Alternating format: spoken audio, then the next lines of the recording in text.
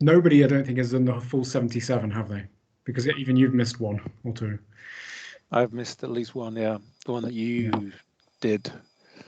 And also there's one quite recently as well that Alex did. So I've missed two.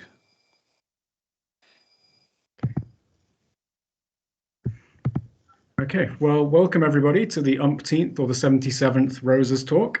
We're very happy to have Kaori Narita from the University of Liverpool, who's going to be presenting on managerial contributions to organisational success. Who are the best managers in European football? Take it away, please. You might want to make your slides full screen.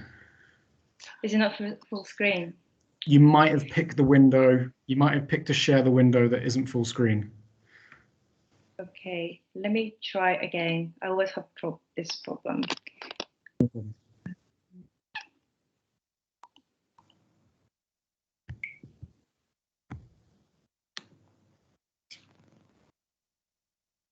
Yeah, that's it. Better? Nice. Yeah, I can see that. Okay. Yeah. So should I start now? Maybe? Yes, please. Okay. So thank you, Carl, for the introduction. My name is Kaori, and I'm a PhD student at the University of Liverpool. And today I'm going to present this study titled Managerial Contributions to Organizational Success, Who are the Best Managers in Europe. So this is the work I'm currently working on with other PhD students, Ben Holmes, who's in the audience today, and Ian McHale in University of Liverpool. So any comments and suggestions would be very welcome. It will be very useful to further develop this paper. Okay. Ooh. Yeah. So I'll give a little bit of introduction first. So the importance of leadership to the firm's success has been a long-standing debate in leadership, management, and economics literature. And in professional football, managerial turnover is exceptionally high, and managers are scrutinized by the media and public. However, there is little evidence that supports managerial succession improves team performance.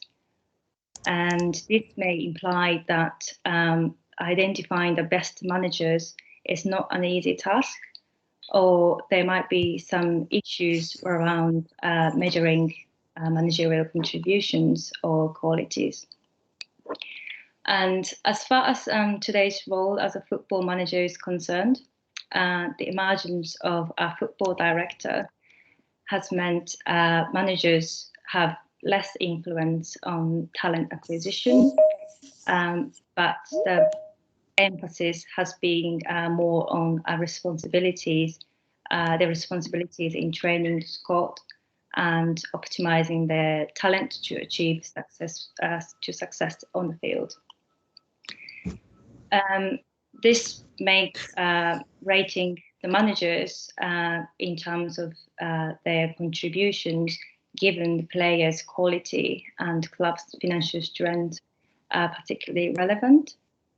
And finally, the football managers' labor market is growing more and more mobile, particularly in Europe.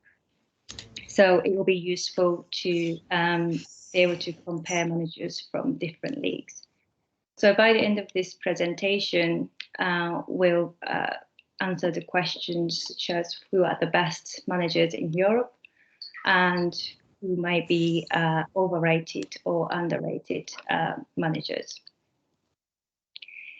So I'm going to talk a little bit about related studies from previous literature. So the most related ones to the current study is those who've looked at leaders' fixed effect. So one of the first paper to estimate such effect is the one looked at CEO's fixed effect on investment and financial policies. and they've used the CEO company matched panel data. And in sports economics, sports domain, the recent study by Peters, they estimate fixed effect of a general manager and head coach separately, using the data from Major League Baseball. And they also further looked at the match quality between those two managerial inputs. And finally, there are some studies that estimated a head coach's fixed effect on field performance. And this one I showed here, they looked at a club head coach matched panel data from Bundesliga. And other way to infer leadership's contributions to firm success is through leadership succession effect. And again, there are many studies on CEOs or football head coaches, their succession effect on firm performance. But as I mentioned at the beginning, there is a little evidence that supports a positive effect of such effect. And for instance, Tottenham Forest, they have looked at effects of dismissal in La Liga, and they find positive effects following dismissals, but such positive effect was only prevalent in home matches. So they concluded that such effect is through fan support rather than succession effect itself. And other studies that looked at Dutch Premier League, they find that seemingly positive effect following a manager's dismissal is simply due to mean regression. But interestingly, more recent study by Flett and Frank, they find succession effect depends on the measure of preceding performance. So when the succession follows poor performance measured by the average point, they find a non-significant effect, whilst when succession follows poor performance measured in expected goals, they find positive and significant effect. So this highlights the importance of the usefulness for expected goals to measure when we consider the managerial contribution to the firm performance. And finally, there is strand of literature that's looked at managerial efficiency.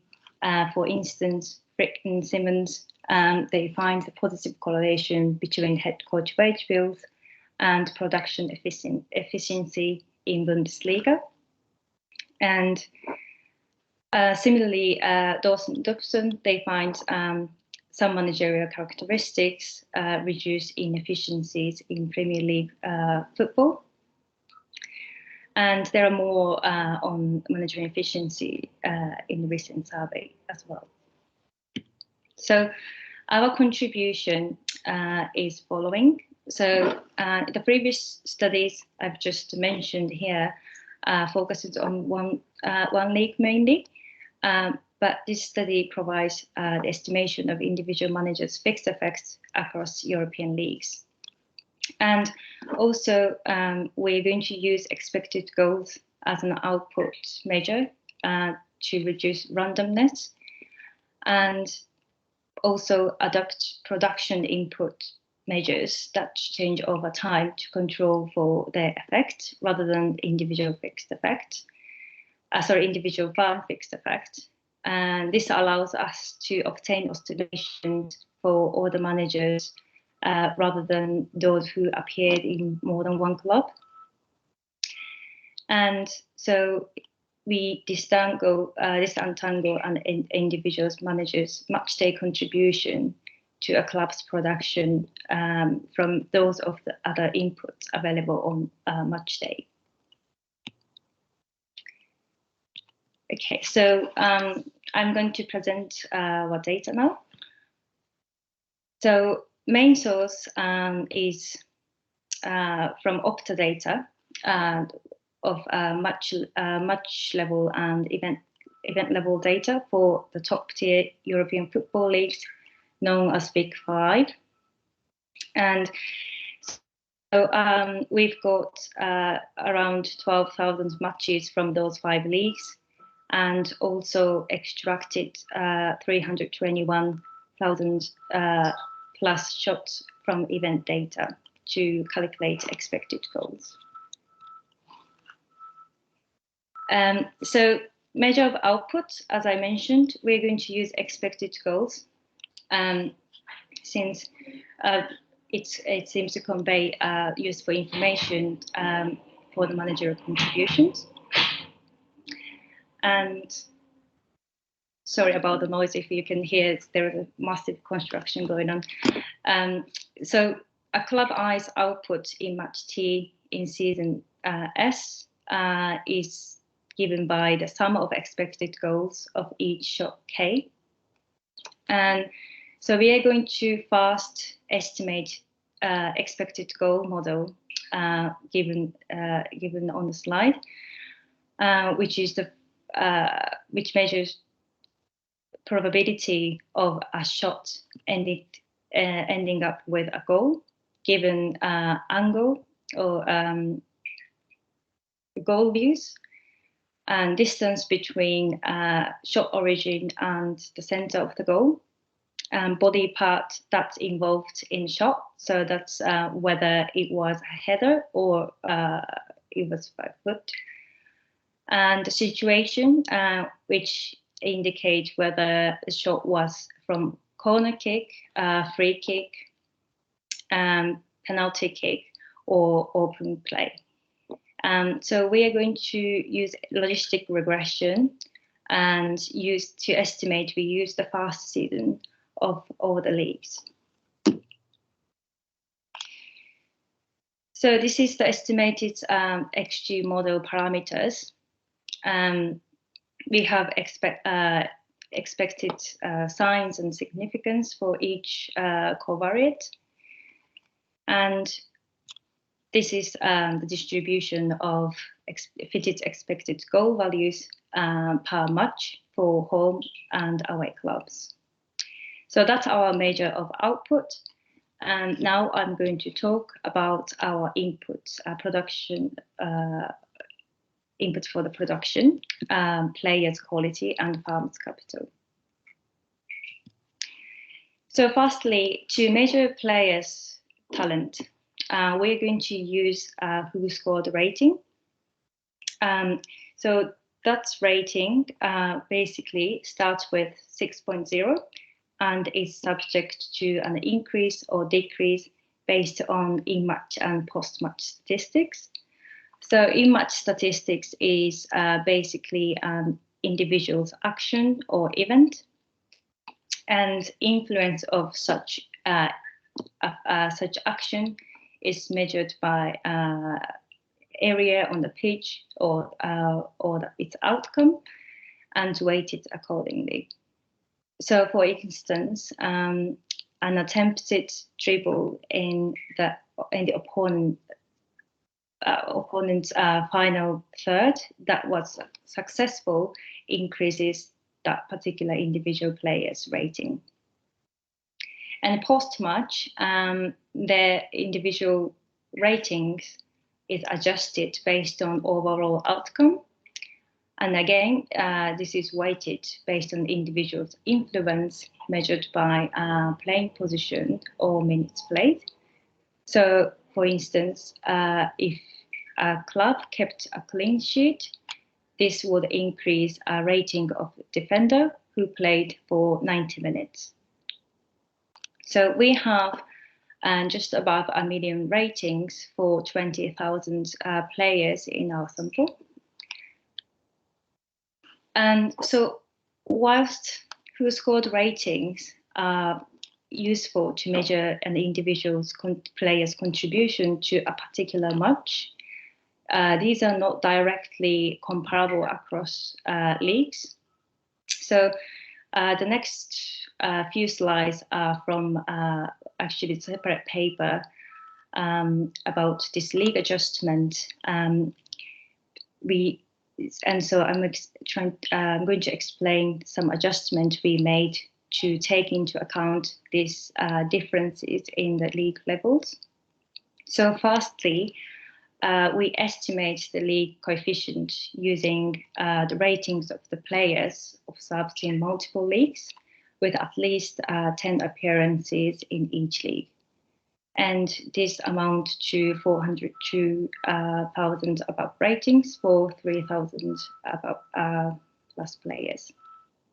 So the regression for the adjustment is we have row who scored rating regressed with a set of players' dummy variables and a set of league dummy variables.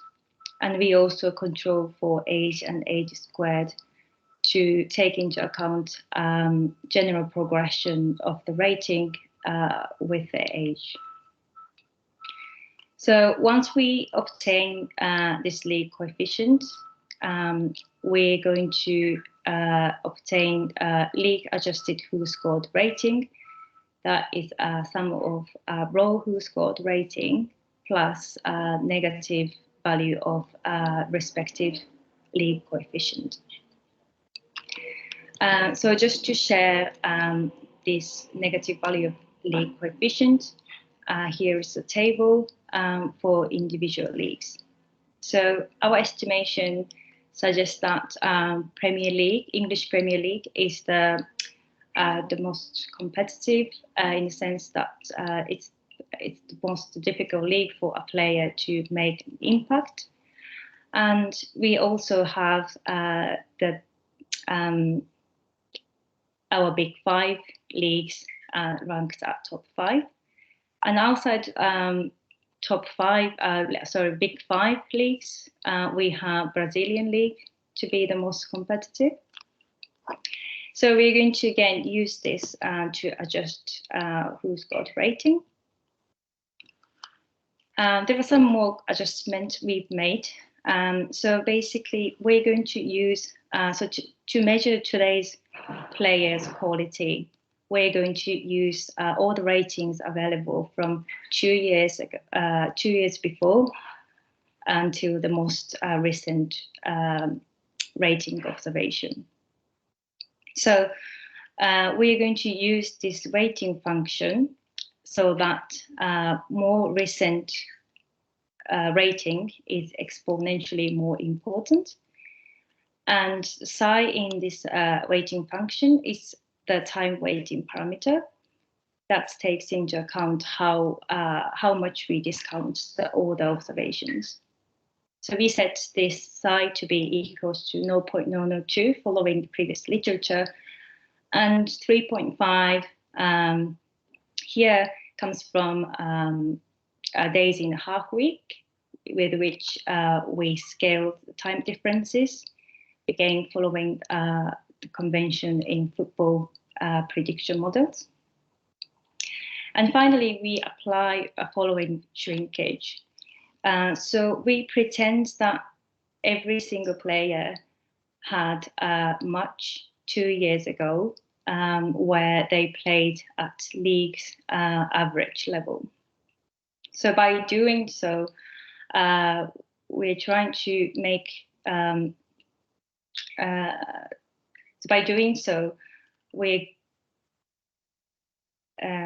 are going to make the few of the players' ratings with a few observations shrink more towards the average rather than that few extreme values.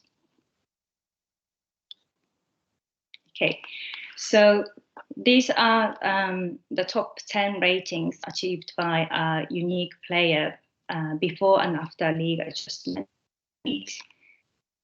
Both ratings have been applied this time weighting function and the shrinkage I just explained. So the only difference between the two is whether we adjust it with the league or not. So on the left-hand side, before rating is applied, before the league coefficient adjustment is applied, we have some players from lower ranked leagues, such as Hulk from Russian Premier League, and Tavernier from Scottish Premiership. Whilst for the right-hand side of the slide, we have mainly the players from top 5. And so I believe this is more in line with what you would expect. Sorry, I can't really see the chat, but was there any? Sorry, I thought I heard the thing, but maybe. Well, there was just a question about, there's a discussion about penalty kicks in X goals and whether they should be in there or not. But it's a bit tangential, really. But do you have any views on that? Yeah, well, yeah, I understand that. Yeah, that's true. So it is included in expected goal model. So it's taken into account in the sense that it would have been really most likely actually situation for a shot to end up in goal. But yeah, maybe it needs more reflection on whether that is actually in there for the first place. Sorry, I actually can't see that any chat or anyone's faces. No worries. It's okay. I'll gather up questions for the end as well. Okay, thank you. Well, maybe Ben can help answering question if there's any question. Oh, please speak up if there's anything.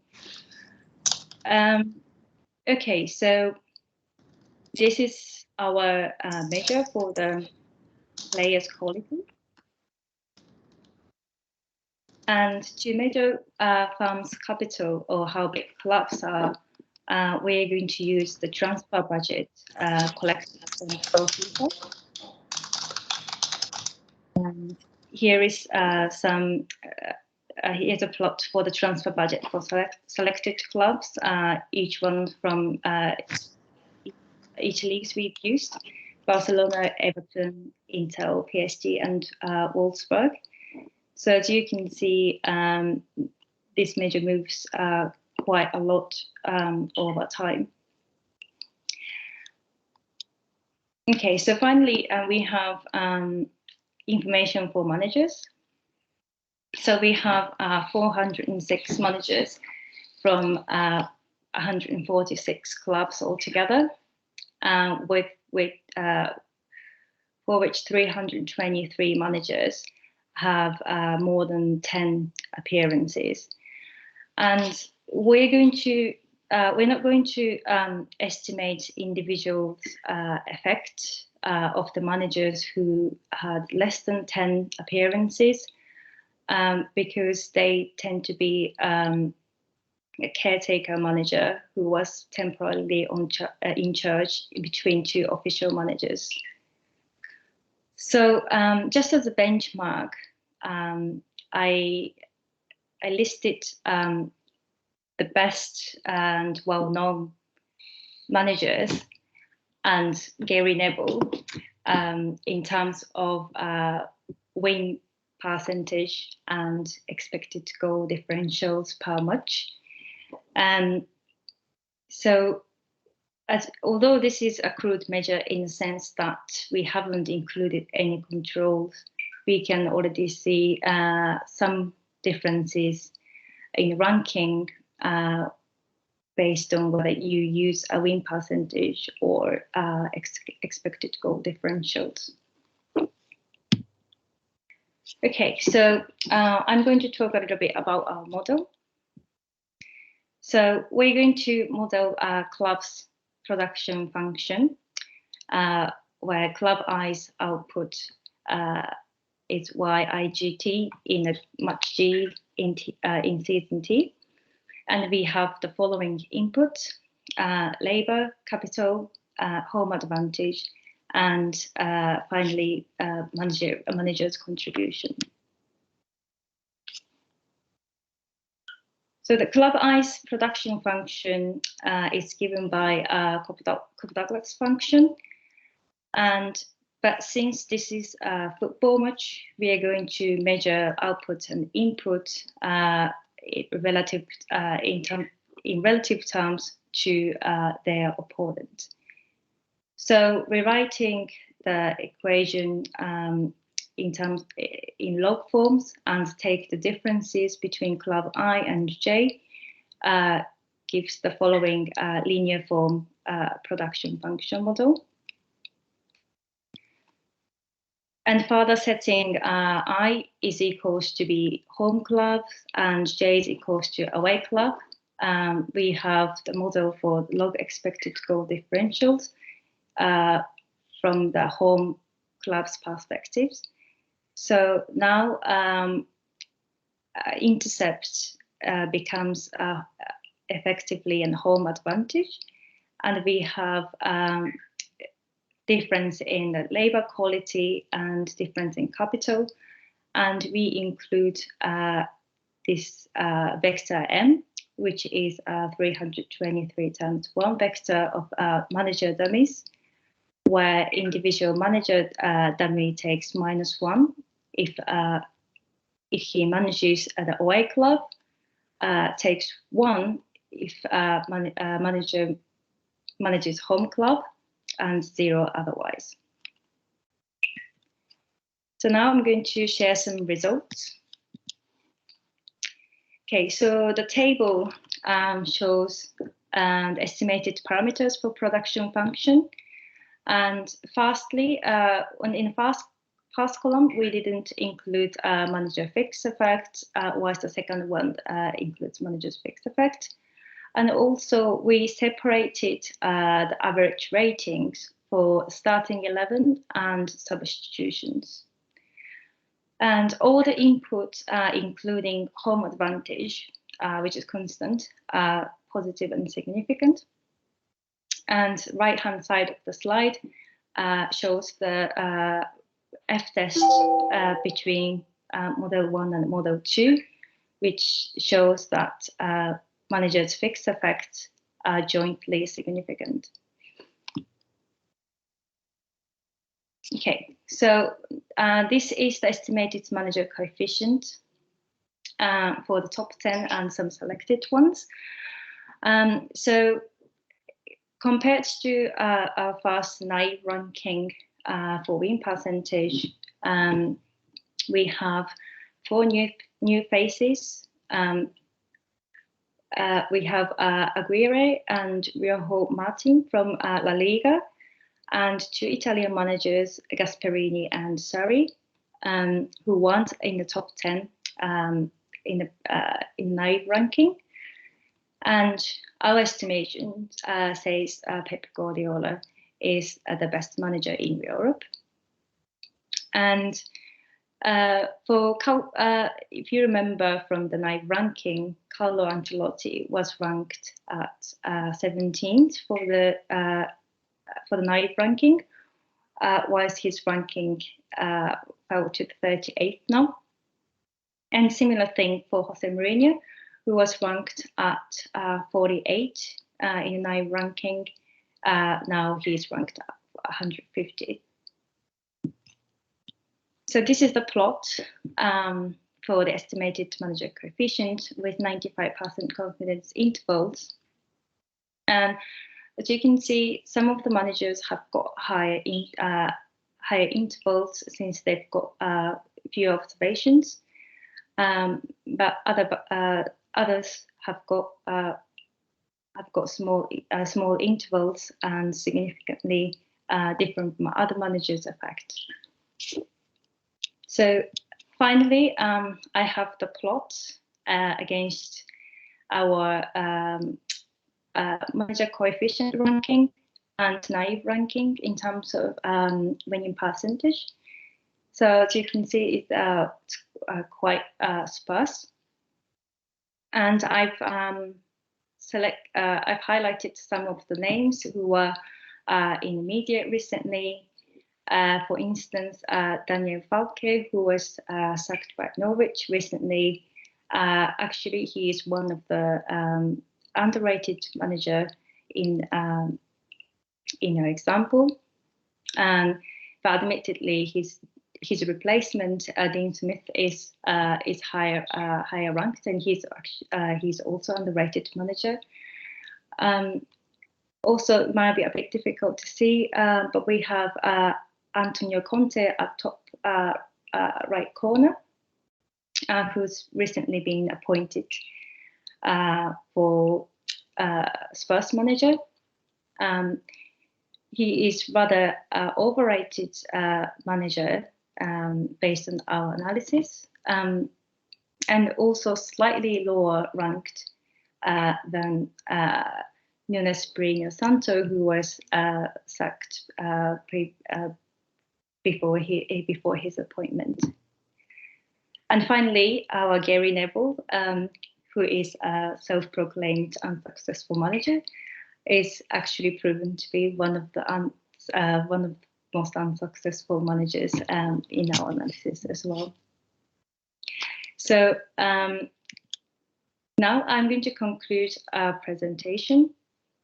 So we find significant heterogeneity in managers after controlling for players' talent and club's financial strength. For the managers who are observed in the top Big 5 leagues. And we also discussed some potentially overrated or underrated managers. And as we've seen in our plot, some of the managers have smaller observations than others. So our next step is to estimate these effects using random effect models.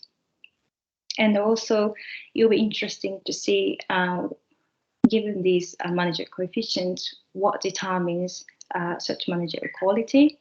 It will be more informative for, especially for the leadership literature in general.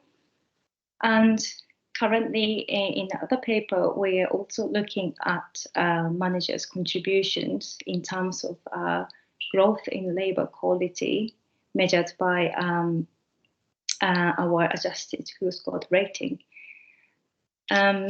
So I'm going to close my presentation with a picture of Gary Neville from his unfortunate time in Valencia. Thank you for your attention, and I'm going to take some questions now. And this is the references if you are interested in reading some more around this topic. Thank you, Kaori. I just want to comment, we were joking that you're picking on Gary Neville, but you were also at the University of Liverpool. And so yeah, I'm not going to go further than that. But there's clearly an agenda here against an ex-Man United player. Well, sorry, no, go on. Is there a Liverpool bias? Is there a Liverpool bias in the model? Actually, no, because I am a United fan. Oh, right. Okay.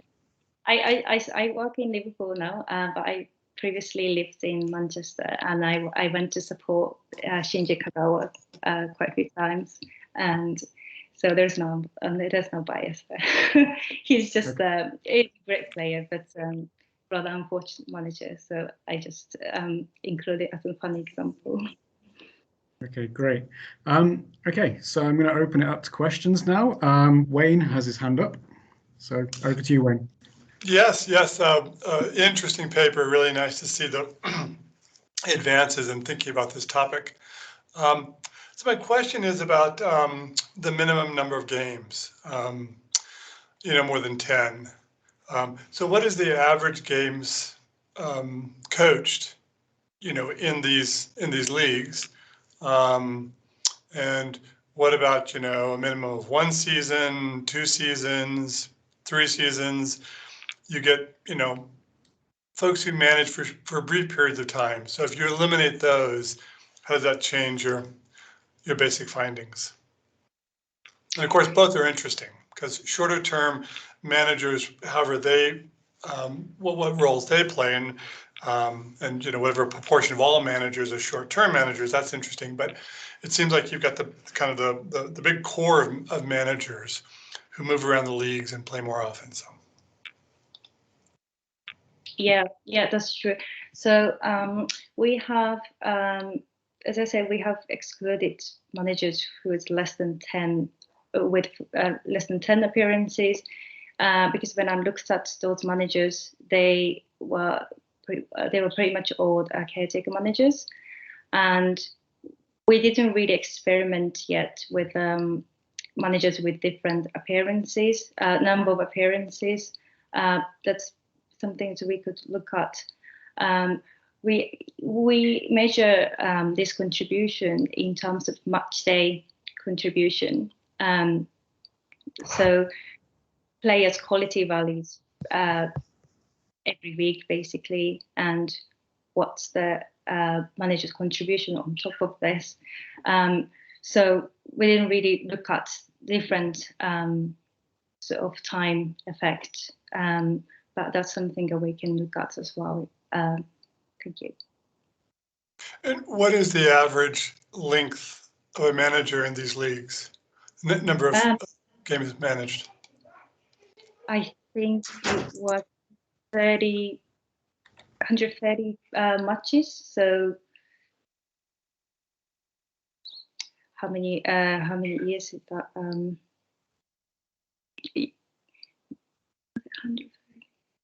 Sorry, I can't remember the top of my head. So, but I think it's in general, it's 1.5 years. Judging from the other literature, from our data, I haven't actually explicitly looked at it. Yeah. Okay, thanks. Jorge, you've got a question. Yes, hi. I really like the paper a lot. You use expected goals in the sense of expected goals scored, right? But maybe if you are doing that, you are cutting off or biasing against managers that work on the other side of the spectrum. So maybe you want to check also the difference, the goals difference, expected goals difference between expected goals scored and expected goals that they're going to score my team, and maybe that can, change a bit the ranking and give some opportunity to other type of managers in the ranking. I mean. Yeah, that's true. I think next thing to do using these results, make them more interpretable, in a sense that so what's that goal expected goal differential translate into expected point or expected goals, therefore the outcome.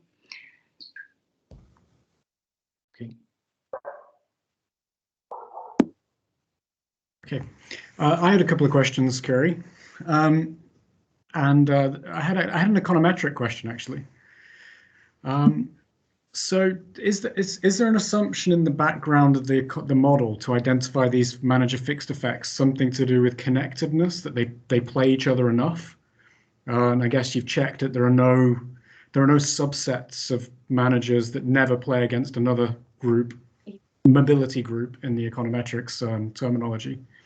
That assumption's in there, right? That you have to have them playing against each other to identify the fixed effects, or to certainly interpret the magnitude of them. Yes.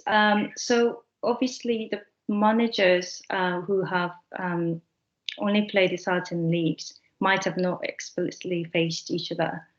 But in our sample, we have enough variations in terms of that connectedness. Yes, that's maybe that's something we should mention in a paper. Yeah, I presume in football it's almost certainly that everything is connected to everything, but yeah, it is of course required, I think. Yeah. And then I had another idea actually. So a way to think about the results. So again, appealing back to this the literature on two-way fixed effects, labor market models, firm and worker. You've got a dependent variable, expected goals, or difference in expected goals. Could you just decompose the variance of that and look at sort of the correlation? How much is accounted for by the covariance of managers versus players? So is it the case that how much of the variance in your outcome variable is accounted for by the fact that the best managers coach the best players on average? Yeah, that's definitely something that will be more informative and better way to present it as well. I have actually seen in the previous papers who went further and show explicitly how much was accounted by the managers and players and other input. So yeah, we will definitely have include that information as well. Yeah, I think that'd be quite nice to. How much is it about the manager, and how much is it, not just about the players, but also the mixing of the two, and the extent to which in European football leagues, maybe that's changed over time as well. That could be interesting, right? Maybe it's the case that the managers are more likely now to coach the best teams and sort loosely, in loose terms, sort into the best teams. Yeah. I think, as I mentioned in the presentation as well, there was a paper who looked at matching quality between general manager and the head coach. So we're interested in doing something similar to that, but the matching quality between managers and players. I think that will be interesting to see as well. Cool. Okay, great. Thanks. Are there any other questions? Oh, I can see the chat now. All right. Matthew's got a question in the chat window. Was it only league performance? I think so, unless I missed anything. Although other national cup tournaments are obviously less important now, but Champions League performance might also be worth taking into account somehow. Yeah, that's true. Yeah, it is just the league matches that we've looked at. Yeah, I think especially because we are looking at multiple leagues, it'll be interesting to see if there is any way we can incorporate the cup competition and Champions League or international leagues as well. Yeah. Okay. Stefan, you've got your hand up. You got a question? Hi there, I do indeed, but Wayne's been waiting a very long time, so he should go first.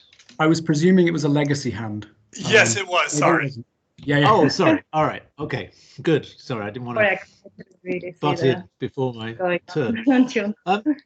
So this is very interesting topic. Obviously, as you mentioned the work of Thomas Peters, and he's been doing a lot of work. We have a paper coming out on the Journal of Labour Law and Economics organization, which looks at estimates of this of productivity as well. So I had a couple of things. So firstly, just conceptually about using expected goals, and I'm sort of slightly puzzled about this in the sense that expected goals is what you really is a measure, is a sense of it. So it's an expectation. It's what you would expect on average to happen based on the history of the game. But surely we want to judge managers not on what the expectations are about the outcome, but about what the actual outcome is. It's like saying that a good manager is the one whose team is the favorite to win the game with the bookmakers. If you were favorite with the bookmakers, but you lose the game, you're a lousy manager. You're not a good manager. You defied expectations. So I could see an argument for looking at the difference between goals and expected goals, perhaps, or just using goal difference. But I don't quite get the logic of using an expectation of performance rather than actual performance in measuring the outcome. The other thing I was going to say was in terms of using, the other thing is I think a few other questioners were commenting on this. It's sort of difficult to it's sort of hard to figure out the difference, how you're attributing performance to the manager rather than to the players. So you have this measure of player talent. So surely the question is, did the manager's decision, coaching practices and so on contribute to the player's talent? That's the question we're interested in. We know that there's talent on the field, but how much is that intrinsic to the player and how much is that coached, learned behavior due to the organizational skills of the manager and the manager's managerial team, right? So in some way, so you could think of, so you may know, I mean, I typically prefer in looking at these to think in terms of some valuation of the player. So if you took, for example, the transfer market value of the player before they joined the team, that might be a measure of their ability ex ante, which you could then attribute the difference, any difference in performance, to the contribution of the manager. But as it is, it seems to me you're saying there's sort of, I can't see how you can disentangle the contribution of the player from the contribution of the manager. Yeah. So the latter point, it's true. So that players, our major players' talent moves over time. So it's not necessarily their level when the manager arrived. So that will be different kind of contribution, which will be interesting to look at as well. So fixing players' quality at arrival of the manager, how much manager contribute. And so ours is, yeah, as we said, it moves over time. So it on the match day, given this level of squad, how much the manager contributed in terms of, as you said, like organization of the squad and managing substitutions and basically what given what's available for him on match day. So it is, so in a way we are probably not capturing full picture. So if we do fix managers, fix the players' talent to be at the level of the manager's arrival, I would expect their contribution is to be even larger, because at the moment, even letting the players' quality move around, they have a significant contribution on match day. And in terms of the use of expected goals, yes, it's what like fans' interest would be to see like actual outcome, but expected goals themselves have got a higher predictive power to predict future performance or future goals. So I believe this is still quite interesting measure to see, and possibly better in the sense that it's there is a less randomness going on, rather than some managers actually, if you look at the table, just comparing winning percentage and expected goal differential per match, some managers are rather lucky and get wins where it was rather unexpected. So in a sense, I believe that it will be still quite informative measure. But as I said a bit before, I do want to show it in a way that's how to translate this coefficients and a prediction for expected model, and sort of simulate what the actual outcome is going to be. I mean, you know Napoleon's famous quote about his generals, right? He wanted, the main thing he wanted was that they should be lucky. So I don't know. Yeah. That's kind of an interesting point. There was one other thing I wanted to suggest, which is or ask, which is based on your model, what is the average contribution of the manager? I mean, so what do your coefficients say? What is the difference that they actually make to the outcome of a game? I mean, can you quantify that in some way? I cannot say that at the moment, but as Carl said earlier, we can actually compose this further into how much the variations comes from variation of managers and variation of players. That's something, we should do as a next step. All I can say at the moment is, the overall significance of this fixed effect.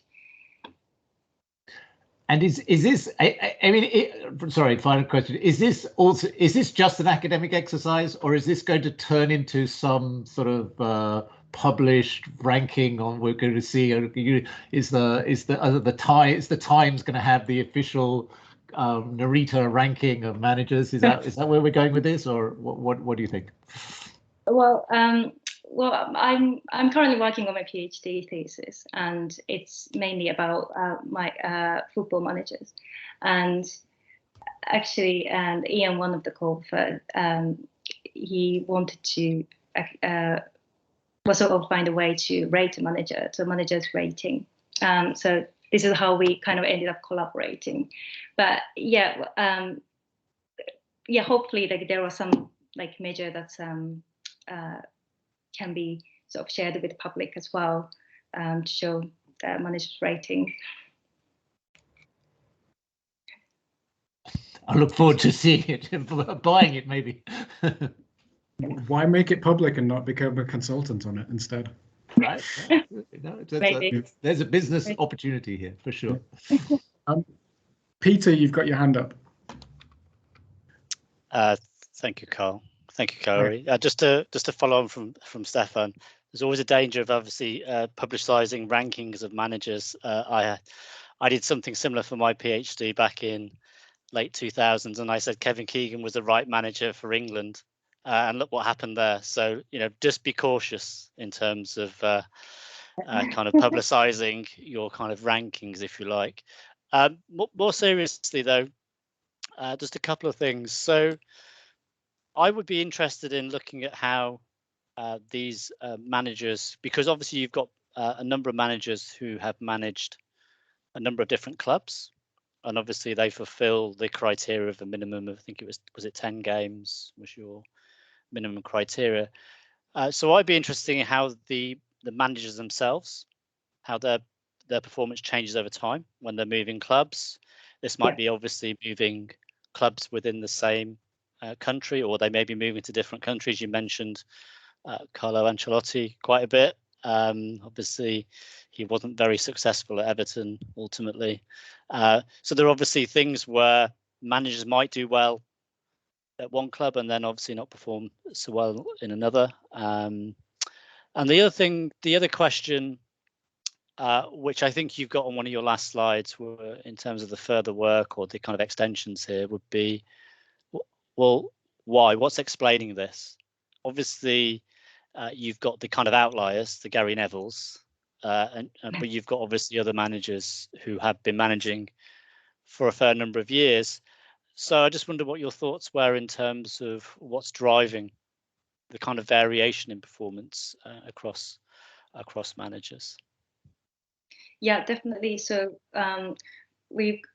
interesting things to do is to link these manager coefficients with managers' background, because, for instance, in our estimation, we don't take into account, because Gary Neville, admittedly, he's only managed Valencia for a short period of time, and so in terms of human capital as a manager, it could have been very premature, and he could have potentially, I don't know, could have made a good manager. So yeah, those sort of things would be, again, more informative in a more general topic as a leadership. Yeah.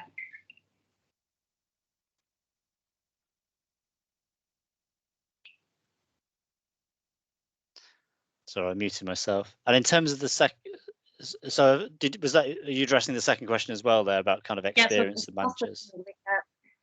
So how managers sort of progress over their tenure,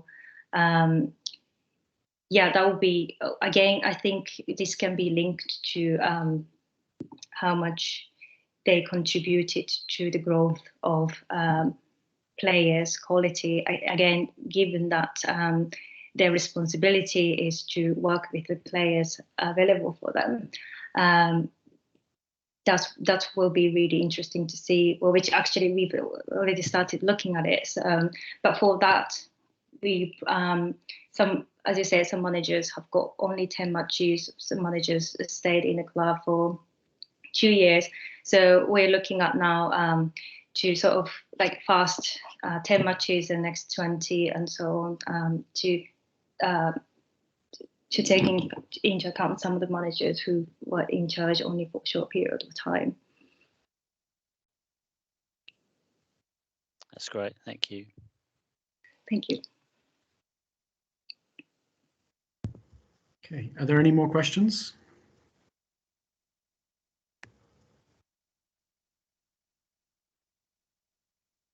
Okay, well, I think in that case, we'll wrap up and say thank you to Kaori for a really interesting talk and for addressing all of our questions. Maybe we'll see over the weekend whether, well, over the next few weeks. It looks like Steven Gerrard, who I've got a bit of a soft spot for, has probably got a pretty hard task according to your data, following up from Dean Smith. Well, so we'll I see will take the facts, and unfortunately, he hasn't appeared, obviously, in the European League, so couldn't get an estimate. But it'll be interesting to see. But I'm looking forward to Dean Smith doing well at Norwich, though. Right. Yeah, You're Norwich. No, I'm not Norwich fan. I just Well, Farker was rated high as well. Anyway, we should probably wrap up rather than talking for too long about individual managers and picking on them. Okay, so next week we have the 78th Roses Talk. It is going to be delivered by Pedro Garcia del Barro on does compliance with financial fair play rules improve football clubs' sport performance and their chances to reach UEFA competitions. Okay, thank you, everybody. Thank you very much.